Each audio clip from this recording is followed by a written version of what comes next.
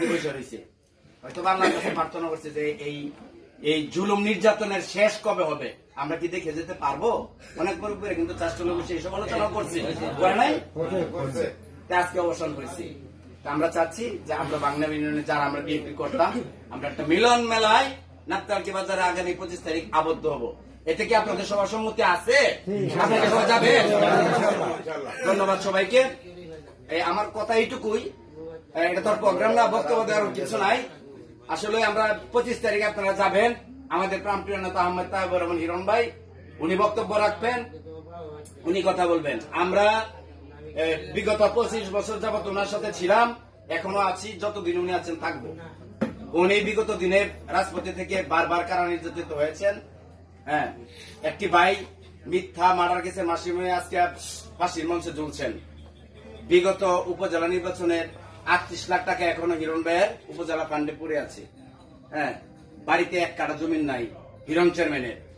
হ্যাঁ, এই বিএনপির পিছনে, বিএনপি কে লালন করতে গিয়ে, বিএনপির বা তারেক জিয়ার নির্দেশনা মোতাবেক জিয়া রহমানের আদর্শকে লালন করতে গিয়ে আজকে আহমদ তাহেবুর রহমান হিরণের কিন্তু এই করুণ দুর্দশা।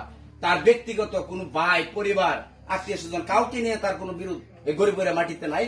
শুধু একমাত্র এই দলের কান্ডারি হয়ে থাকার কারণে আজকে হিরণের শত মামলা।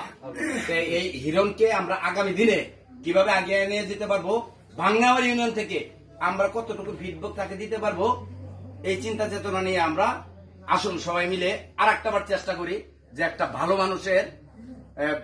মানুষ যেন এই গরিবপুর উপজেলায় এমপি হইতে পারে, এই মন মানসিকতা নিয়ে আমরা বাংলাবাড়ি ইউনিয়ন সহ গরিবপুর থানার যতগুলো ইউনিয়ন আছে সবাই একযোগে কাজ করি এবং হিরণকে বিপুল ভোটে এমপি বানিয়ে আমরা মনের আশা পূরণ করি। এই কথা ব্যক্ত করে আমি মুরব্বীদেরকে জানাই আমার পক্ষ থেকে অভিনন্দন এবং যুবক ভাইদেরকে জানাই লাল গোলাপ শুভেচ্ছা। সবাইকে ধন্যবাদ জানিয়ে আমি আমার কথা শেষ করছি। এখন আপনাদের মাঝে মূল্যবান এবং শেষ কথা বলবেন, এই 25 তারিখের দাওয়াত দিবেন আমাদের যে কারা নির্যাতিত নেতা, আমাদের রাজনৈতিক শিক্ষাগুরু মনসুরুল আলম হেলাল ভাই আপনাদের মাঝে কিছু কথা রাখবেন। সবাইকে ধন্যবাদ।